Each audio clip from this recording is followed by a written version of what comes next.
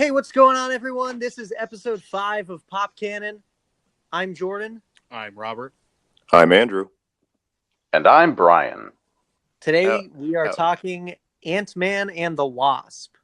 Yeah, the next big Marvel movie, and it was a nice little distraction from the horrific, soul crushing end of the last Marvel movie we saw. Yeah, that being Infinity War. Yeah, aka the biggest superhero movie of all time, probably. Yeah. So, opening thoughts. What was your expectations going into the film? My expectations were for it to be as good as or better than the previous film. I know that's a low bar for some of us here in the podcast, but it definitely exceeded my expectations. It was a really good movie. Yeah, I agree. Actually, I feel like I knew I would enjoy it the same way I enjoy most Marvel movies. But yeah, it actually did exceed my expectations. There was a lot of heart in the movie that I enjoyed, and it was probably the funniest Marvel movie. Wow. Or at least top three. I would definitely agree with that. My expectations were catastrophically low because I did not enjoy the first one nearly as much as anyone else did. And I thoroughly enjoyed this. It like you said, it was very heartfelt. It was legitimately, effortlessly funny. And there were some really good moments in it. And I really liked it. I really liked it a lot. Yeah, I'm with Robert as far as the expectations were low. There was a point in the day where I was like, I have to go see Ant-Man later. You know, I'm doing things about my day, and I'm kind of not really looking forward to it. But once I got there and the opening credits came on, it pulled me in. That opening scene was really well done. Yeah. Oh, yeah. Oh, God. Can we just talk real quick? The de-aging tech that they have is so fucking good. Yeah, really. And I just read a headline. I just read a headline yesterday before the movie that they're using the same de-aging tech for Samuel L. Jackson, and I was like, "Ooh, I don't know about that." And then now again, having seen it in action, I'm like, "Okay, yeah, I'm good." Yeah. Michelle Pfeiffer looked like Michelle Pfeiffer. Yeah, in 1988. Better not call her that to her face. She'll puff with a face. I feel like from now on, they are just going to de-age one person in each Marvel movie going forward. Even if they don't need to, they do it. They just pick somebody like, hey, you're going to be young now. It's fine. Well, not Paul Rudd because he doesn't age. Dude, I just want to say that we saw it in IMAX, and he had his shirt off, and I was taken aback by how he had 8 abs. He had full-blown 8 abs on his person, and I was like, Paul Rudd is fucking shredded. And Brian Fantana has abs, and I can't get over it. He's 49. Holy shit! Really? Yeah, he's 11 years older than Evangeline Lilly, and they look like they're the same age. Yeah, oh my God. He legitimately looks like he's in his 30s. Yeah. Dude, he is for real, he is like seriously ridiculously charming. Like he's I think both of these movies would have been much less enjoyable had he not been a part of it. Oh, I can't even. If it were anybody else, I don't know that it would even be remotely enjoyable. And not to skip too far ahead into the film, but when he's working on the computer with them and he's being super gentle and kind, unbelievable. Yeah, that part specifically. That was such a great scene. That part specifically for me, the tonal change in his attitude and the way he spoke his movements, totally different person, but it's the same actor. It's fantastic. He did a great job immediately relaying the fact that it wasn't Scott Lang. Yeah. I just want to go back real quick to like the general, so like the humor. I thought it was really funny, and I think it's one of the funnier Marvel films. I think that looking at the first film and how the comedy has held up or has not. I think there's going to be jokes in this that were funny in the theater and that aren't going to be as funny in the in repeat viewings. There were some jokes that are still going to be funny no matter what. I broke hard for the joke right at the beginning where the FBI agent is trying to explain to Cassie. Oh my god! In terms. In a term that she would understand at the very beginning, and then going hard into the legal ramifications, like, that was fucking great. Randall Park is so fucking funny. Yeah, he's great. I lost it. John Krasinski was great. Yeah. Hey. Right. Sorry, I forgot about that. Good on you for being culturally blind. Dude, he was Randall Park was definitely a bright spot in that because of just how earnestly he was the stupidest smart guy. Yeah. That was cool. He was really good. He did not curse. He was like, that's a bull of malarkey. Yeah. Oh yeah, the whole time, and he was just like, "Oh, son of a gun," or something like that. He would apologize for busting the door down every time. He's like, "Hey, I'm really sorry. You just got to check to see if you're still here." Hey, do you want to go to dinner? Yeah. Oh, that Jesus Christ. Awesome. And then the magic. Oh yeah, the close-up magic. I love it. That was great. Hey, can you not?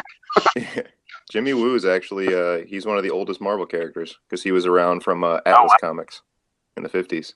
That's good. I love when Marvel like transitions random characters from their universe and like puts them in the film, because he could have just been like a random FBI guy, but they actually pulled the character from their library.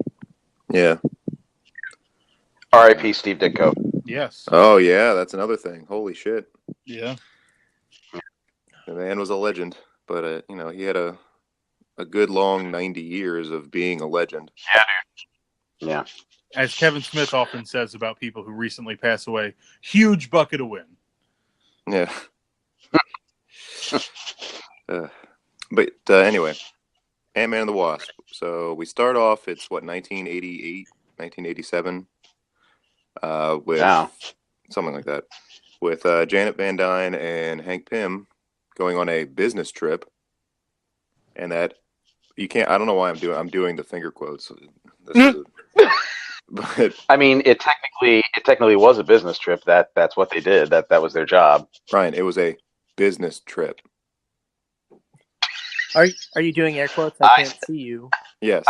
I felt the air quotes. So I felt the wind of them. It was perfect.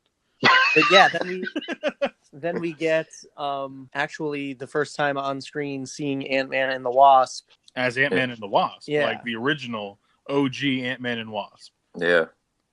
And Hank wasn't slapping her around this time, which was nice. Wow. Yeah. It had to be brought up. Marvel has no memory of that. Yeah. It was the 80s. Everybody was hitting everybody.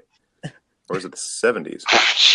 So she goes subatomic and disarms the missile, saves the world, saves millions. And Hank Pym has to break it to his daughter that her mother is gone. And that was a really emotionally gripping scene. Yeah, they no words or anything. He just walks in and looks at her. Yeah. Yeah. The cuts on his face. It told a really great story. And that was some A-class acting. Yeah. So maybe Marvel is saying that before the mission, Janet hit him? Oh. Turn # equality. No, that's not what they're saying. Sorry. Oh, okay. You just said it so convincingly. Whoever again, Marvel's casting is always spot on, but they got to get the child actors for these movies, because the girl who plays Cassie is great. Yeah. Oh, yeah. And whoever they got to play a young Hope, she was also great. Yeah. The girl that plays Cassie she was phenomenal. And I remember her from the first one being very good, but she was so good throughout in this. Like, I was really blown away how great she was and how effortless her and Paul Rudd had that. They had a really great chemistry for him having to act with like a 10-year-old. Yeah. Yeah. Yeah, it's believable that there is a father-daughter relationship there. Yeah, you forget that between these sequels, there's years and years, and this was 3 years, and so she's absolutely grown up in that time, and she's a much more definitely. Yeah, she was pretty great. And he had 2 years house arrest, in which time he was able to build that really elaborate ramp system. Everything. Ant awesome. Tunnel. Dude, I love that so much. Because that looks like every kid's dream. Mm. Oh, yeah. I liked it, but it like, I was like, this isn't realistic. Come on. Like, immediately I was like pulled out of it. I at first I had a little bit of that. I was like, what the fuck is going on? And then as soon as they crash and his foot goes through the fence and you see the ankle, I'm like, oh, that's fucking right. He's on house arrest. Yep. I fucking forgot. For breaking the Sokovia Accords. And then all of that made sense. That absolutely, I was pulled right back into it. I was like, oh, okay, yeah, that makes sense that he would have not only the willpower to do so, but the time. Yes. Very much the time. And then he explained, you try entertaining a 10-year-old, right. on house arrest. Like, it's a lot. Yeah. Yeah. Oh, we can't go anywhere. Yeah. We can't take you anywhere to distract you with anything. Huh. Yeah, and then we find out that he got Hope and Hank in trouble with the FBI because he broke the Sokovia Accords, because he helped Cap in Civil War. Using the Pimtech. Yeah. Because he went giant I thought that was great. I thought that was, it was just him using the suit at all meant that was, that he got them in trouble. But I just thought that was something that I don't think anyone thought of when we were watching Civil War, but it absolutely makes sense that there were consequences for them as well. Right. So I was really I was like, okay, this is a good way to keep him separated from everybody else, explaining why he wasn't part of Infinity War.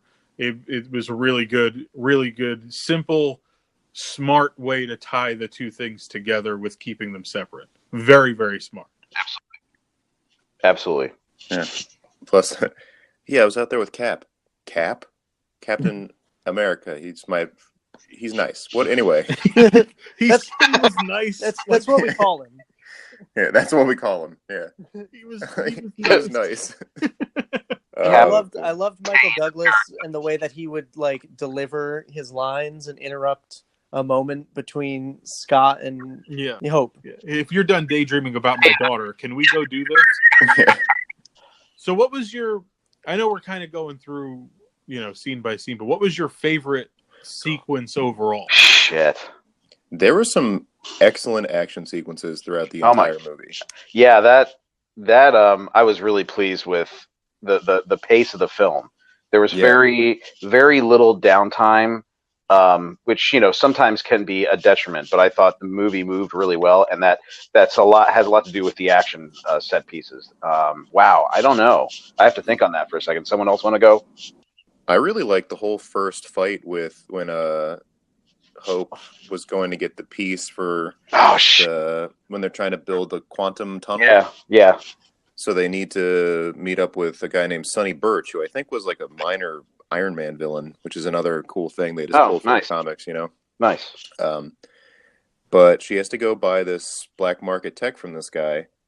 So she goes in there, and he's being a fucking dickhole about the whole thing. It's a paraphrase. He's being Walter Goggins. Yeah, he's being. Yeah. So he's like, oh, well, I'm keeping your money and blah, blah, blah, blah, blah, and get out of here. I want your lab, whatever. And then all of a sudden, his dudes just start flying all over the room. And then it cuts to, we see the first time the Wasp in action, and she's just kicking the shit out of everyone. And it was so well done, the whole scene. And they're shooting up at they're shooting at a chandelier. He yells at them, leave my chandelier alone. Yeah. That was great. Yeah, that scene was super effective in establishing what she's able to do, and Scott Lang, as if he's the viewer, asks Hank Pym, like, blasters and wings?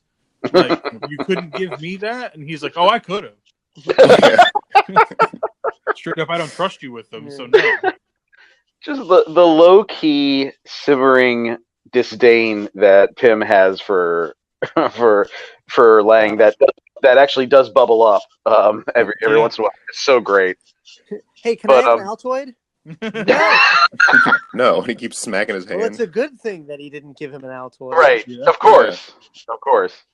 That kitchen scene, that was fucking great. Yeah. Her running along the knives and dodging the tomato debris, and the mallet coming down. The meat tenderizer, I think, that was used. God damn, like just all of that was fucking great. And then we get our we get our first view of Ghost, Ava. Oh yeah, which was a cool fight. I'm glad that we got a Marvel movie where the heroes weren't just fighting the evil version of themselves. Like it was a villain with a different power, which was refreshing to see. Yeah. I didn't even think of that. Yeah, that's always that. Every hero's main villain is someone whose powers are exactly the same as theirs. Yeah, so you could see different strategies employed and all that. It was very refreshing to see that. And I loved the way that they visually made Ava. How she'd be moving, and you'd see the different projections and the phasing. I loved it. I think my favorite scene or sequence would be the chase through the streets of San Francisco that ends down at Fisherman's Wharf. Yeah. That is then capped off by the fight between Antman Wasp and Ghost within the lab. Because I thought that whole chase sequence was done really well, and then that fight, I like the way that Ant-Man and Wasp fight together against her. I just thought that was done really well. Yeah. I was in that. I was in that fight, and it logically, like, you need the two of them together to fight her, which helps for the rest of the movie to explain why they have to be together. Because alone they're good, but together they're nearly unstoppable. And I think that was the point that they were trying to make, and I think they did it really well. Dude, when he goes bigger than he went in Germany, alongside that ferry, that was great. They say he was like 80 feet or something. His eyes are huge. He's just like, hey, sorry, I'm not a whale. Oh, that was right. Tim Heidecker calling out, we have a breach. And then, like, he even gave them his feet in that position that looked like a whale. Oh, Lord. I think my favorite scene was when they were going through Ava's backstory. And we saw her parents and how she ran back into the room, and then the quantum thing exploded. And then we were going through, like, seeing how S.H.I.E.L.D. picked her up and made her, like, Hydra. Yeah, essentially. I thought that was really effective. Yeah, that was rough. Yeah, I did not see that coming for her backstory. Yeah. That was definitely rough. I guess this is as good a time as any to say that I thought the villain sucked and I really didn't care about her at all. I wanted more from her, because she was a cool villain and she had cool powers and all, but I just feel like they didn't flesh her out well enough. Yeah, I wanted more time devoted to her. Even with the explanation of her backstory, I just didn't care enough about her, and it didn't seem like anybody else really cared about her either. So I don't think they sucked. I think they were probably some of the weaker villains that the MCU has produced. Yeah. That didn't really matter. It shows that it didn't matter because of how they cover that. Like that backstory, while I thought it was definitely somewhat moving, it was put into the middle of the movie after you've already seen her in a couple scenes, and to me it felt like it was kind of a throwaway. If you really wanted that to have impact, I think that you should have shown that at the beginning of the movie. Yeah. Like if you really wanted Ghost to be a very impactful villain, you would have had her backstory as a flashback right at the beginning. So, it's clear that they didn't care so much about making her a really serious villain. I don't think they sucked, but I don't think the in this movie the villains weren't the point. No. Yeah. I will say though, I really enjoyed the character that Lawrence Fishburne played. I Bill like Foster. that it was almost like a twist where he was like behind her, but he wasn't behind her all the way. He was just trying to help her. Didn't agree with doing things a certain way that a villain would. So I really liked that he was at least on the gray side of bad and good. I liked that a lot. But she, to me, just was a thing that had to be overcome. She wasn't necessarily like the thing. Yeah. Well, I mean, I agree with the fact that he was like on the gray and everything, and how that was a good choice to go. Yeah. But I understood her motivations as a character. Like, I think it was well fleshed out. I agree with the fact that she didn't get enough screen time and enough focus was put on her. But like they said, even the actors have said, like, they don't think that they had a villain for the movie. They said they had a couple adversaries. Yeah. And I totally, I see what they meant by that. Right. So had they not had Walter Goggins' character and they focused solely on her and Lawrence Fishburne, technically, I would have been okay with that. But I did like what we got. Yeah, absolutely. There was I'm really hoping push-pull about everything. There was a push-pull to everything where it was like 3 or 4 different groups trying to do one thing, and that made it interesting, as opposed to like, we have to beat the bad guy and we win. Right. Well, the whole point of the movie is they're trying to get Janet back. Right. That's the whole core tenet. And while that's going on, it's also a reverse heist where instead of Scott and Hank and Hope trying to get into something, they're trying to prevent others from taking what they have. Yeah. That's really the core tenet of the movie. So the villains and whatever their plans are almost irrelevant. I just like that the MacGuffin of the film was an entire building. With a suitcase handle on it. How great was it? That was so fucking great. How great was it when they were in the woods and they walk out of the building and then they shrink it down and you just see all of the police officers? Oh yeah. Holy shit. Yeah, that was great. That was good. Rob, what was your favorite scene? It's probably just the action scenes that they had. I really enjoyed because those were the most effective. There's the most effective way that they've used that power and that technology so far, in my opinion. So I really like those. Yeah. I'm not going to pick one or the other because they're similar and they kind of strung together, which was a good thing. So I liked when they were fighting. I liked the chase scene that you said. I liked all of it. Yeah. Real quick, I just want to touch on the right before that chase scene where Scott was being he was like running through the building and Ghost was chasing him. Mm-hmm. Oh yeah. They had that little back and forth, that fight. When she's just kicking the shit The out of him. misdirection. That was great. He was the magic trick. Yeah. Yeah. Yeah. Rule number 1 in online close-up magic. Oh, I like when they cut to Jimmy Woo at the one point when the guy walks in the office. He's like, "God, can you knock?" And he's sitting there trying to learn the card tricks. But so after the whole thing with Sonny Birch, right? Is that they're trying to figure out a way to track the lab or what? Because Ghost had stolen the lab, right? Yeah.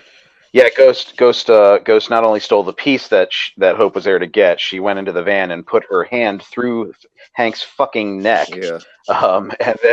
And then took the goddamn lab. But that was cool. That was a nice use of her powers. Yeah. Yeah.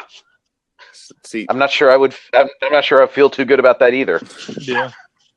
And that's when they go and meet Pym's estranged former partner, Bill Foster, also known as Goliath. from the comics. Yeah, and I'm really hoping that now that they've introduced him and he didn't get to do anything size changing wise in this movie, that in the third Ant-Man that he'll be Goliath. Right.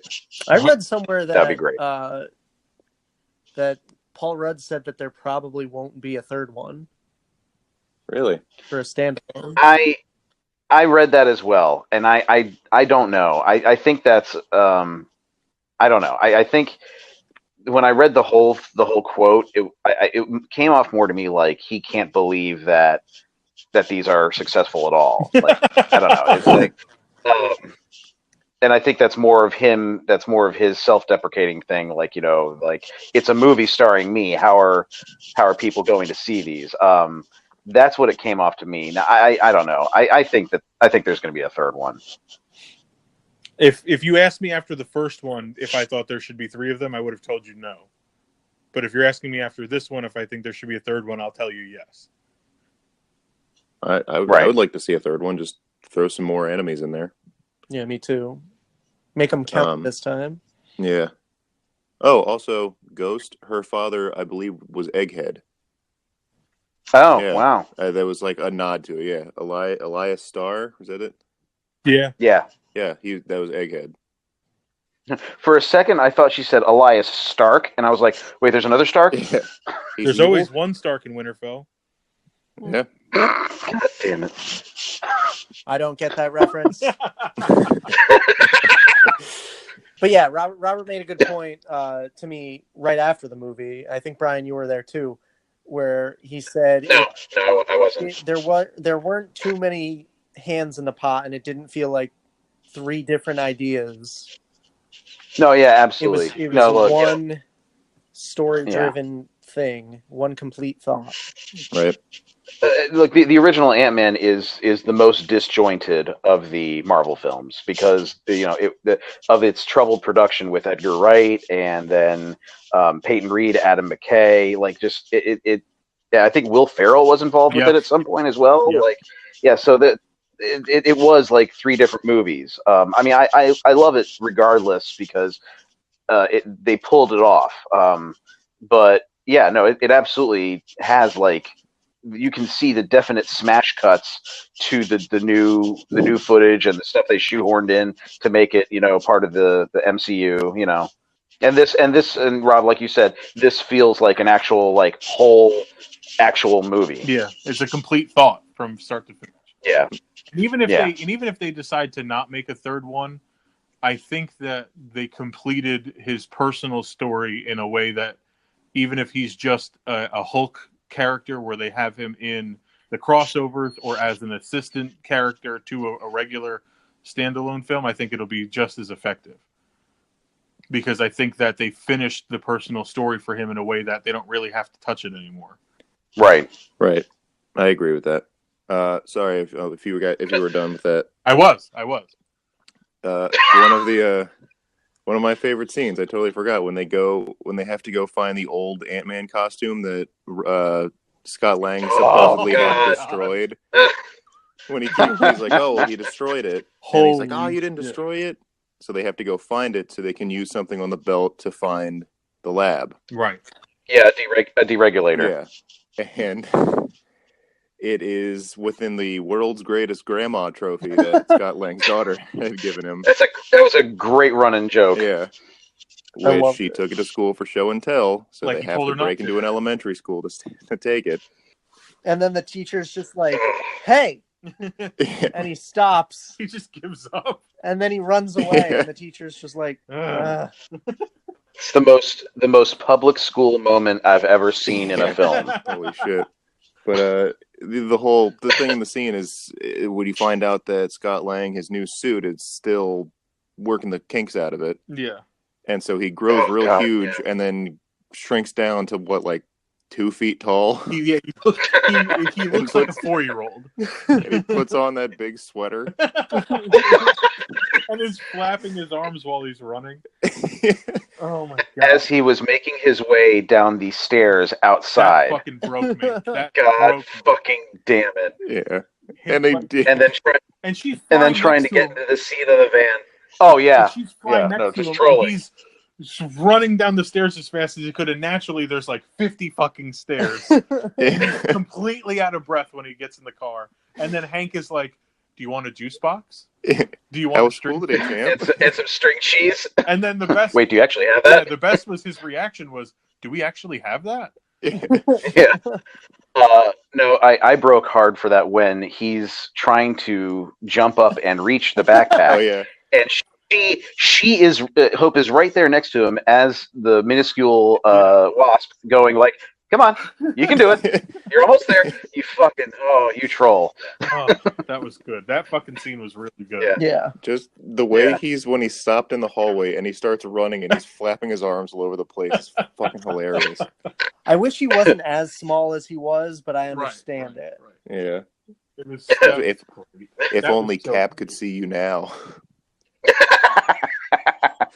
When he grows really big in the closet. Yeah, the janitor's closet. That was great.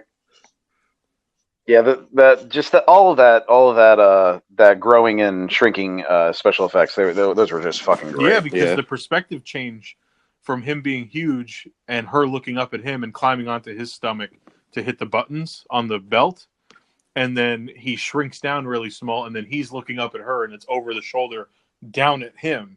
Yeah, like it was such an awesome way to do that. I love it. It looked fantastic. Also, did you guys notice in Hank's lab there were 2 giant Duracell batteries that were powering it? Oh fuck! No, I didn't. Are you serious?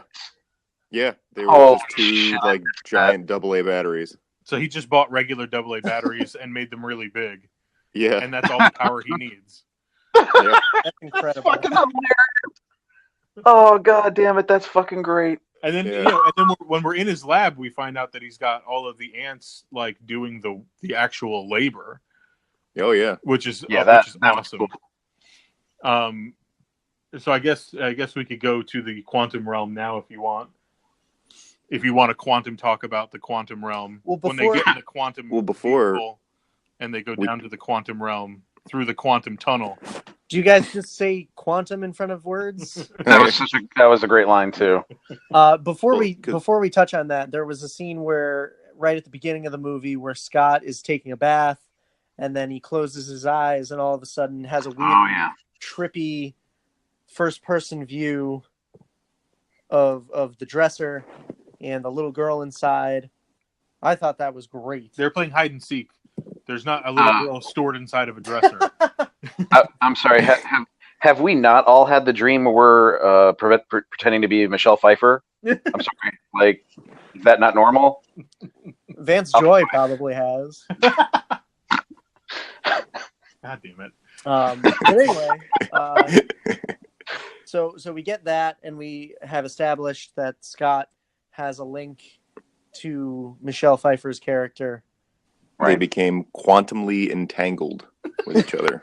And we learn after he meets up with Hope and Hank that at that moment, Hope and Hank had briefly, for like just a split second, opened up the quantum realm through their quantum tunnel quantumly. Yeah, and after the movie, I had a quantum burger. And then I shaved my face with a quantum. Shit Quantum. And then I watched brought to you by Shit Quantum. And then I watched a James Bond movie, Quantum of Solace. You really can just put quantum in front of anything, can't you? It sounds very smart. Yeah. It's our quantum podcast. Quantum Kannon. Quantum. I forgot all about when Scott's daughter kept trying to call him. Yeah, that was funny. When Bill Foster is trying to have this huge speech about what we're gonna do and all this. He was monologuing. Yeah. Dude, the fucking ringtone. It was a quack. Yeah. Oh my god. Could you just FaceTime her, please? Could I? Yeah. She's face messaging me. Can we please? I'm sorry. She said 911. It's an emergency. She can't find her soccer cleats. It's such like a 10-year-old emergency. Yeah. Yes. Well, that and it's like he's such a good dad, that he's like, in the face of all this danger, you're all gonna kill me, but my daughter said 911. It's an emergency, okay? Yeah. And then after the fact, he's like, After the fact, he's like, "It said 911. What am I supposed to do?" He's such a nice guy that Yeah. even to his captors, he's basically apologizing. Hank fakes a heart attack, and the pills are supposedly in the Altoid can that we saw earlier, and it's revealed to be full of ants. Yep. Giant, horrifying ants. So Bill, great.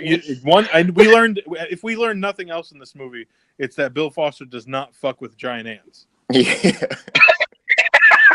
I mean, would you? No, absolutely Fuck not. no. I would curl up into a ball and die. Bill Foster immediately goes belly up. Completely gives up. He's like, "All right, fuck that. Giant ants, I'm out, son." Oh, but guys, we forgot about one of the best characters in the whole thing, Luis. When they give him the truth serum. Oh my god. Yeah. Oh god damn it. Oh god damn it. There's no such thing as truth serum. That was really well done. That whole. It leads to a great running gag throughout the movie as well. Yeah. And to get hit at the end with the guy that used to administer the truth serum, receiving the truth serum, and realizing, oh my god, it's truth serum. That was fantastic. But even before that, we had that scene that we talked about earlier, where the connection between Scott and Janet is established again. Yeah. So as they're trying to pinpoint Janet's location, they get the quantum tunnel kind of working, and they think that it didn't work. But then you realize that that Scott has been sort of possessed by Janet. That's probably the best way to describe it, because he is no longer there, and Janet is utilizing his physical form to help them triangulate her location within the quantum realm. Yeah, and again, you said it before, but and then Hope says you didn't put a memory or something like that in him. You put an antenna, right? Is that how she words it?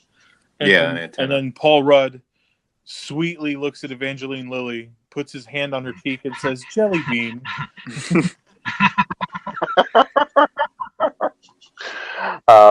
Yeah, that was a great scene, and Paul Rudd pulled that off really well. Yeah. I have to think that there were quite a few takes of that Evangeline Lilly, and especially Michael Douglas, as they're holding hands, probably broke quite a few times. That was too funny. It was too funny. That was so great. But yeah, smash cut to the quantum realm. We got to because the quantum realm is like a lot. That's a lot of shit happens in there. Yeah. There's a great, like, the tardigrades. That was fucking awesome. Oh yeah. It's like recalibrating. Recalibrating. By the way, for those who don't know, tardigrades are actually real things. That's not something they invented for the movie. Yeah, water bears. Yeah, they're fucking amazing. They can survive in nearly every environment. Didn't like the world just discover them as a thing? Not too long ago, yeah. Right, and that's why they're in that, because it's a very fresh. Oh my god, it's those things that we saw. I know one was like, it's like from ancient Egypt that was just dehydrated, and they rehydrated it, and it came back to life. Some shit. Right. Yeah. Yeah. And then Hank, the machine starts working again, and ostensibly he just blows right through the tardigrade, like on his never-ending quest to get smaller and smaller and smaller to find her. Yes and no. Yes. But that was the colors in that sequence. Oh my god! I mean, everything. Like there was the kaleidoscope part where you see him come through the top of the screen, and then it, like, as he goes through the bottom, everything moves with it, and it folds in, crystallize and diamond, and it looks like diamonds, and it folds in on itself.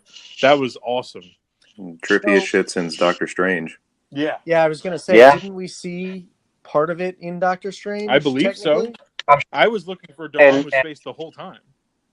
I mean, and they did that in the first film when Scott went subatomic. I think it was pretty much the same progression, but it was just as great to see again because it's just so fucking visually stimulating. I think it was more detailed this time around. Yeah. From when Scott did it in the first movie. But and it took longer. Well, absolutely. And he went one step further because Scott only got to the void. Yep. And in this movie, Hank Pym actually pushed through the void into, I guess, the quantum realm. That's the quantum realm. Yeah.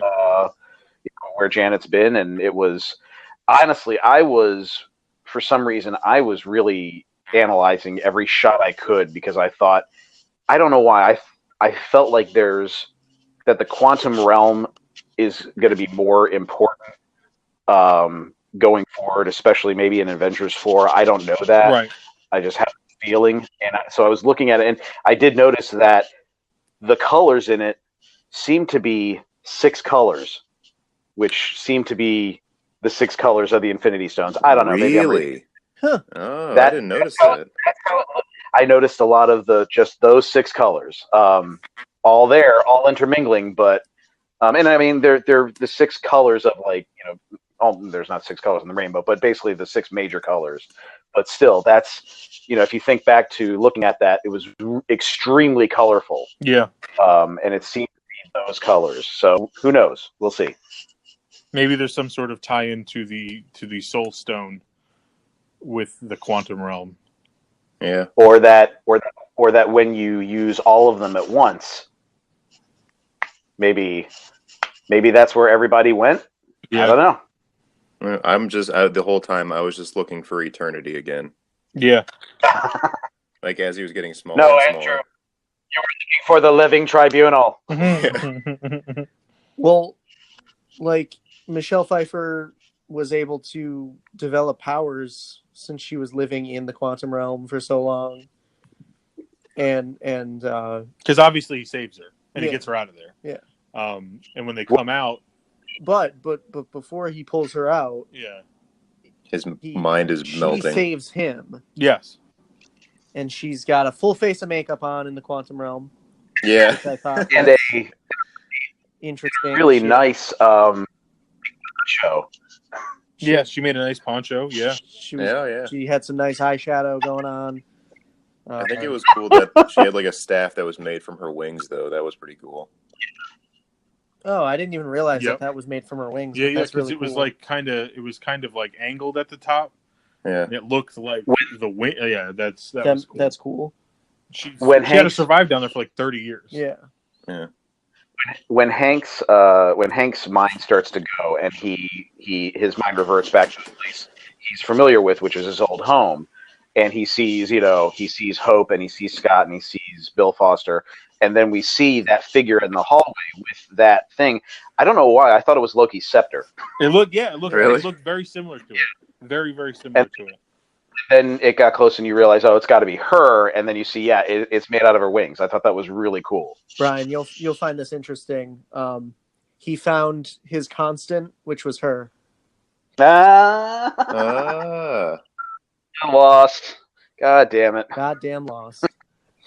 But anyway, so yeah, he saves her. They fire back into the lab. Scott goes a little big and saves Hope.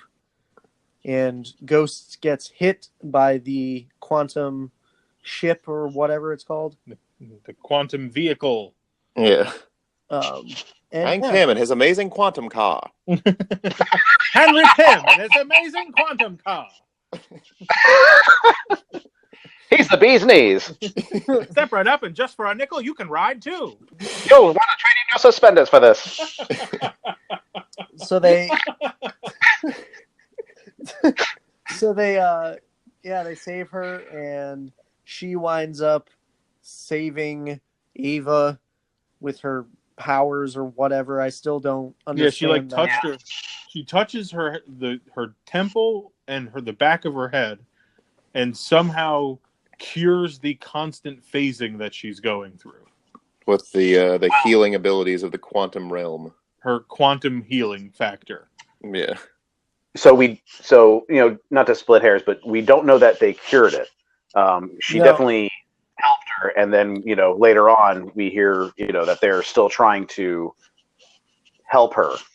She made it hurt a lot less. It seemed like. Yeah, absolutely. Well, let's talk about. I really like that they didn't.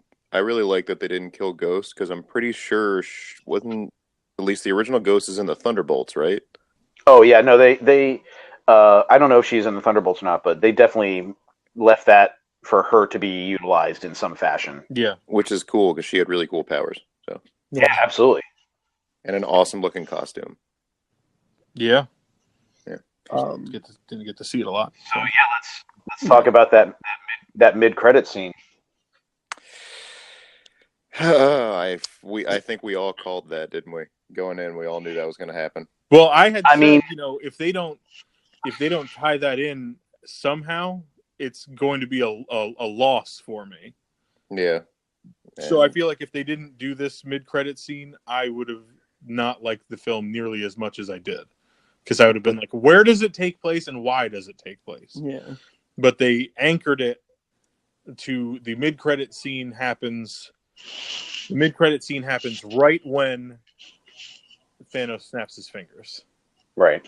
So they have the tunnel in the back of a van, and they're sending Scott in to collect quantum energy. Pretty much. Yeah. Because I think they called it quantum healing energy. Yeah. So they're sending him in, and Hope and Hank and Janet are manning a computer station apiece to try to harness the energy so Scott can go in. And Scott goes in and he collects the energy and he asks them to pull him out. 5, 4, 3. And there's nobody there to pull him out.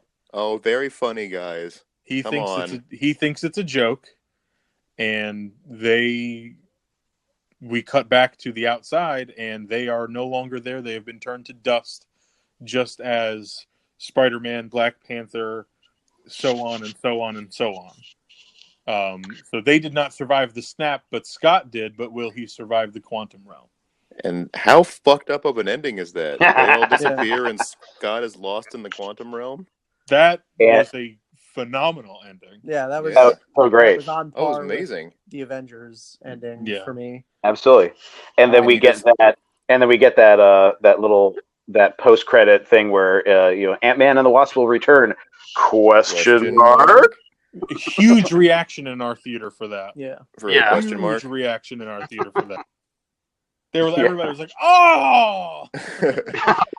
I'm wondering if perhaps the quantum realm is beyond the reach of the Infinity Stones. That's one thing I read, that was Scott spared because just luck of the draw, or is it because he was in the quantum realm? Right. Wow. Because did Thanos' snap kill microorganisms? Half of them, we don't know the true ramifications of it yet. We've only seen the immediate aftermath. It didn't get that drum playing ant. Dude, that was funny, and people were really mad about it. I was. Oh yeah, I know they were. I didn't like it. Dude, I thought it was. Oh, come on. I thought it was good because it didn't go there first. Like, if it started on the drum playing ant, I would have been like, dude, fuck this. But because they showed you the TV's not working, and it was so quiet through his house, and you see that there's dead silence until you hear the thumping of the ant playing the drums. That was super effective to me.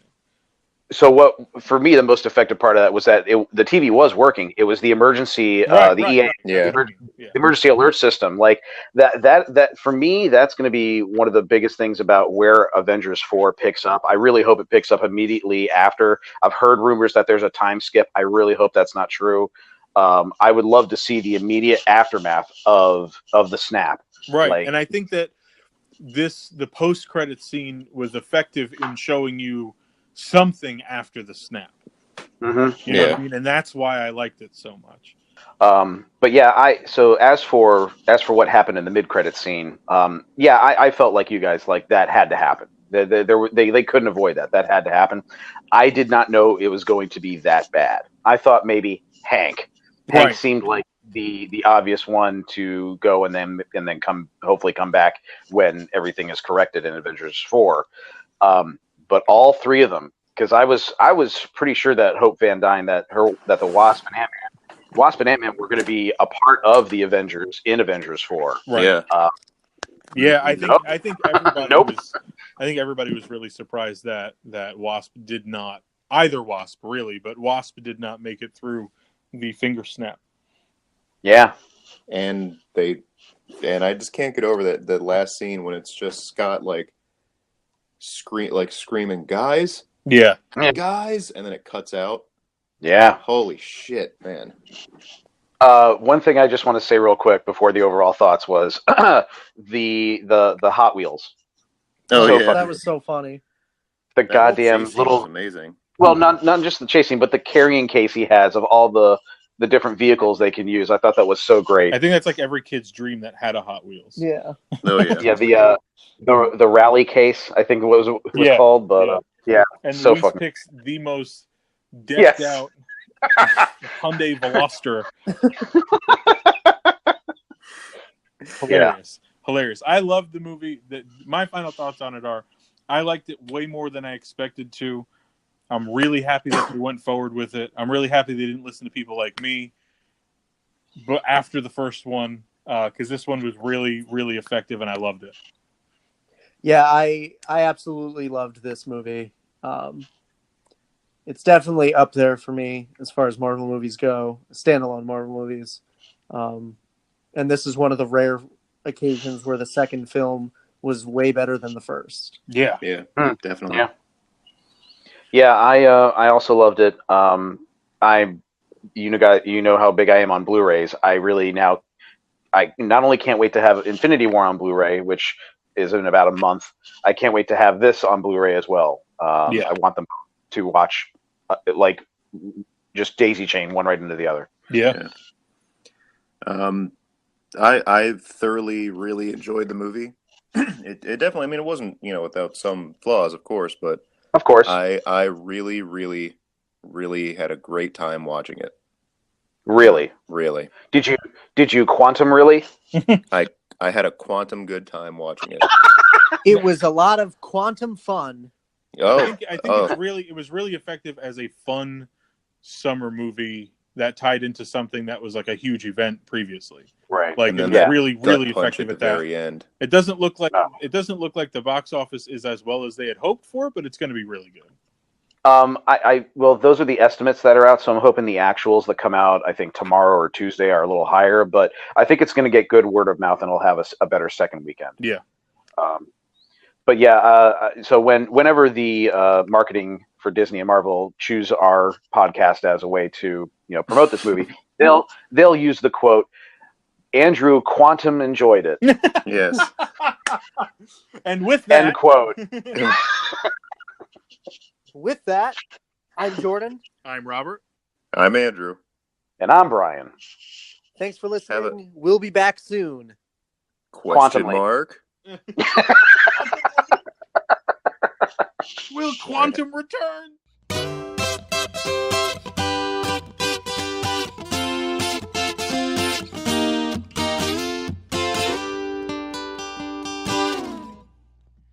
And so, we've reached the end of episode 5.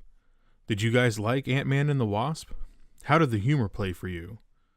Did you like the reverse heist angle? Was it better than the first?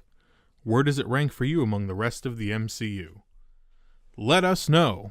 We really love engaging with listeners, so if you'd like to give us your thoughts on the film, do not hesitate. You can find us on Facebook at facebook.com/popcannonpod.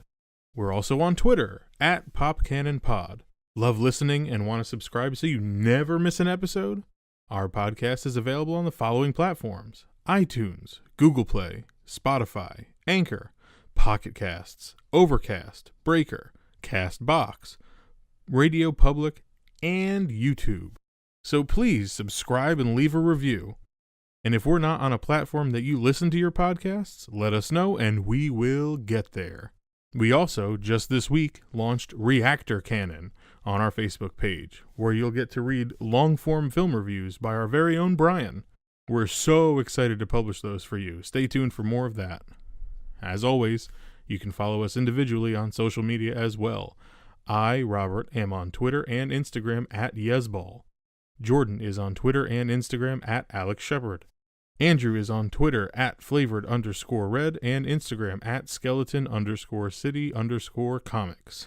And last we saw Brian, he was following a van on his motorcycle in downtown San Francisco. He seemed to be in hot pursuit when suddenly a massive Hello Kitty Pez dispenser was conjured out of thin air and took him down fast. We're assuming he's in the hospital still, nursing a multitude of injuries. Or maybe he was apprehended by the FBI? Who knows? San Francisco is wild. Anywho, thank you for listening. Stay tuned for more content coming from us very soon. Big things planned.